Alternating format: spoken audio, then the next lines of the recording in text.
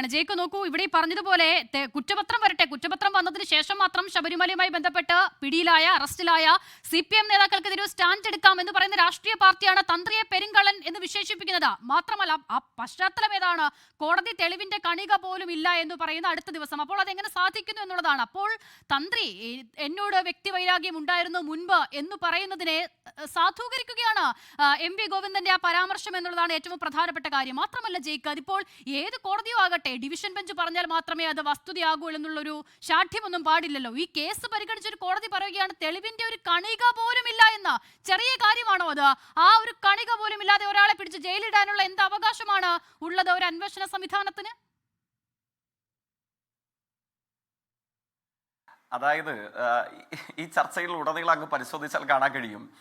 ഇപ്പൊ ബഹുമാനീയനായ നമ്മുടെ കോ പാനലിസ്റ്റ് ശ്രീ രാഹുൽ ഈശ്വർ, അതേപോലെ തന്നെ കോൺഗ്രസിന്റെ പ്രതിനിധി, ഇവരാകെ അവരവരുടെ വാദങ്ങളെ, അതായത് സ്പെഷ്യൽ ഇൻവെസ്റ്റിഗേഷൻ ടീമിന് എതിരായിട്ടുള്ള തങ്ങൾക്ക് സ്വീകാര്യമായിട്ടുള്ള ചില സെലക്റ്റീവ് കാര്യങ്ങളെ ന്യായീകരിക്കുന്നതിനായിട്ട് ഇവരാകെ സെലക്റ്റീവായി സ്വീകരിക്കുന്നത് ഈ പറയുന്ന ജാമ്യാപേക്ഷ പരിഗണിച്ച സിംഗിൾ ബെഞ്ചിന്റെ പരാമർശങ്ങൾ മാത്രമാണ്.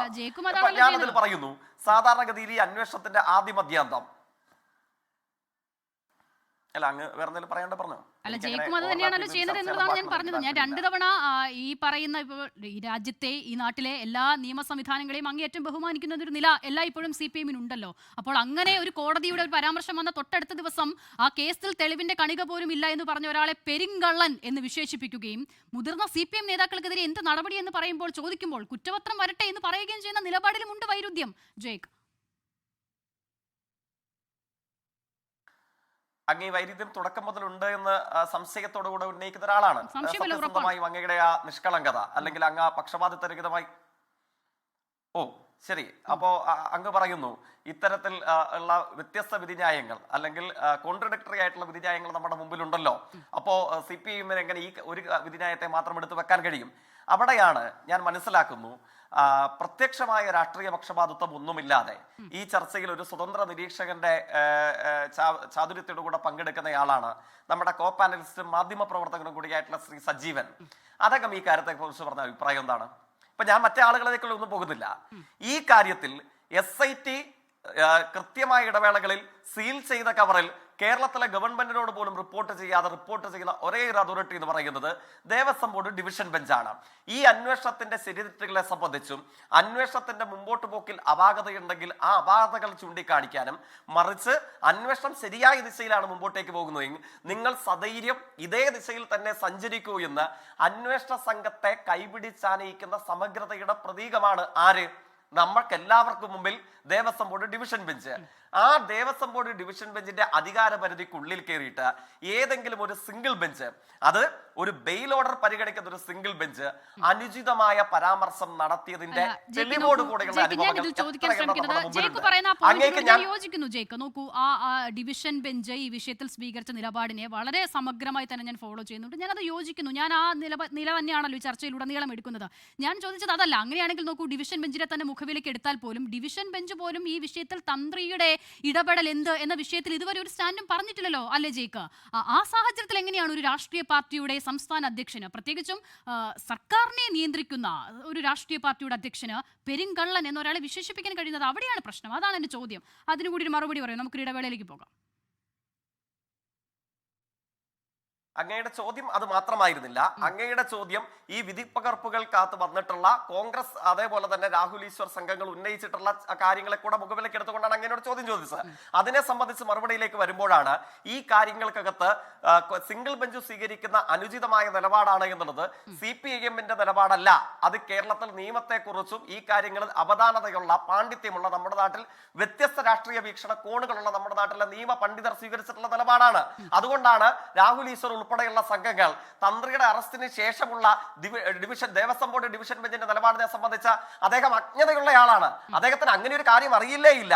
Move forward with the same consistency and the fearless mode എന്നുള്ള ദേവസ്വം ബോർഡ് ഡിവിഷൻ ബെഞ്ചിന്റെ സമാനമായ പ്രതികരണം അദ്ദേഹത്തിന്റെ ഡൊമൈനിൽ എവിടെയും അദ്ദേഹം കേട്ടിട്ടില്ല. അദ്ദേഹം അത്രമേൽ നിഷ്കളങ്കനാണ്. പക്ഷെയോ സിംഗിൾ ബെഞ്ച് ജാമ്യവിധിയെ സംബന്ധിച്ചുള്ള ബഹുമാനീയനായ ന്യായാധിപ സംഘത്തിന്റെ പ്രതികരണങ്ങൾ അദ്ദേഹം അർത്ഥപൂർണമാംവിധം, സമഗ്രമാംവിധം അദ്ദേഹം അരച്ചു കലക്കി കുടിച്ചതിന് വെച്ചിട്ടുണ്ട്. ഞാൻ പറയുന്നത് എന്നെ വ്യക്തിപരമായി CPIMന്റെ പ്രതിനിധി എടുക്കേണ്ട ഈ കാര്യങ്ങൾ നിയമപരമായ അവധാനതകളുടെ പാണ്ഡിത്യമുള്ള രാഷ്ട്രീയ പക്ഷപാതിത്വം ഏതുമാവട്ടെ, ആഭിമുഖ്യം ഏത് രാഷ്ട്രീയത്തോടുമാവട്ടെ, ഏതു സാധാരണക്കാരനായ അഭിഭാഷക സുഹൃത്തിനെയും വിളിച്ചു ചോദിക്കുക ഈ കാര്യത്തിൽ ഏത് സംഘത്തെയാണ്, ഏത് ദേവസ്വം ബോർഡ് ഡിവിഷൻ ബെഞ്ചിനെയാണോ അതോ ജാമ്യാപേക്ഷ പരിഗണിക്കുന്ന ഏതെങ്കിലും ഒരു സിംഗിൾ ബെഞ്ചിനെയാണോ നമുക്ക് ആധികാരികമായി ആശ്രയിക്കാൻ കഴിയുന്നത്?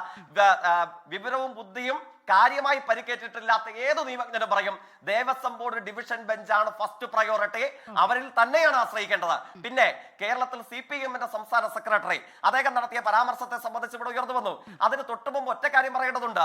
ആവർത്തിച്ച് കോൺഗ്രസിന്റെ നേതാവ് ഇവിടെ വിശ്വാസ സംഘത്തിന്റെ അട്ടിപ്പേർ അവകാശം രാജ്യമെമ്പാടും ഞങ്ങൾ ഏറ്റെടുത്തിട്ടുണ്ട്, ഇവിടെയും ഞങ്ങൾ ഏറ്റെടുക്കും. ഏത് വിശ്വാസ സംഘത്തിന്റെ അട്ടിപ്പേർ അവകാശമാണ്? ഇന്നും പുറത്തു വന്നു നമ്മുടെ മുമ്പിൽ ഏറ്റവും ഒടുവിലത്തെ കത്ത്. ഏതാണ്? ഏറ്റവും ഒടുവിൽ കോൺഗ്രസ് നേതാക്കന്മാർക്ക് ഭരണമുണ്ടായിരുന്ന കേരളത്തിൽ എന്താണ് പറഞ്ഞിരിക്കുന്നത്? ബഹുമാനീയനായ കേരള മുഖ്യമന്ത്രി ഉമ്മൻചാണ്ടി അവർ മുമ്പാകെ പാലൊഴി MLA ബോധിപ്പിക്കുന്ന അപേക്ഷ.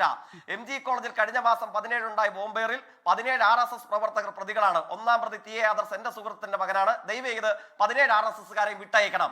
ഇതാണോ നിങ്ങളുടെ സമീപനം? ആ RSSകാർ അവിടെ ക്രിസ്ത്യൻ ആരാധനത്തിന് കല്ലെടുത്ത കേസിലെ പ്രതിയാണ്. ഇവർ ഭരിക്കുന്ന കർണാടക യലഹങ്കയിൽ നമ്മൾ കണ്ടതെന്താണ്? പട്ടികജാതി പട്ടികവർഗ വിഭാഗത്തിൽപ്പെട്ട ഹിന്ദുമത വിശ്വാസികൾ, ന്യൂനപക്ഷ സമുദായ അംഗങ്ങൾ രാത്രികളുടെ മറവിൽ, ധനുമാസ കുളിരുള്ള രാത്രികളുടെ മറവിൽ ആയിരങ്ങളെ കുടിയൊഴിപ്പിച്ചു. നിങ്ങളാണോ വിശ്വാസത്തിന്റെ സംരക്ഷകർ? നിങ്ങൾ തന്നെ ഈ കാര്യത്തിൽ സ്വീകരിച്ച ആദ്യത്തെ നിലപാട് എന്താണ്? ഞാൻ PCR ടീമിന് അയച്ചു കൊടുത്തിട്ടുണ്ട്. ഈ ചെറിയ കോൺഗ്രസ് നേതാവിന്റെ നിലപാടല്ല. We welcome the historic Supreme Court judgment allowing entry of women to all ages. Indian national കോൺഗ്രസിന്റെ ഒഫീഷ്യൽ ട്വീറ്റാണ്. നിങ്ങൾ ഇപ്പൊ നിലപാട് മാറിക്കാണും. RSSനെ കണ്ട് നിങ്ങൾ നിലപാട് വിഴുങ്ങിക്കാണും. അതാണ് നിങ്ങൾ പറയേണ്ടത്. നമ്മുടെ മുമ്പിൽ നിൽക്കുന്നത് എന്താണ്? നമ്മളുടെ മുമ്പിൽ നിൽക്കുന്ന പ്രശ്നം ഈ കാര്യത്തിൽ മൗലവിയോ പുരോഹിതനോ തന്ത്രിയോ ആരുമാവട്ടെ, അവരൊരു തെറ്റായ കാര്യം ചെയ്താൽ നിങ്ങളുടെ നിലപാട് എന്താ? യുവതി പ്രശ്നം വേണമെന്നുള്ളതാണ് ജയിച്ചു പറ. നിങ്ങളുടെ ഇപ്പോൾ നിലപാട് എന്താ? CPM ഇപ്പോൾ നിലപാട് മാറിയോ? ഇത് മര്യാദയാണോ? ഇത് മര്യാദയാണോ? ഇത് മര്യാദയാണോ? ലോകത്തെവിടെയായാലും ഏത് സമയത്തും 24 വാർത്തകളും ഓഗ്മെന്റഡ് റിയാലിറ്റി പാക്കേജുകളും എക്സ്പ്ലെയിനറുകളും വിശദമായി കാണാൻ ഞങ്ങളുടെ YouTube ചാനൽ നിങ്ങൾക്ക് സബ്സ്ക്രൈബ് ചെയ്യാം.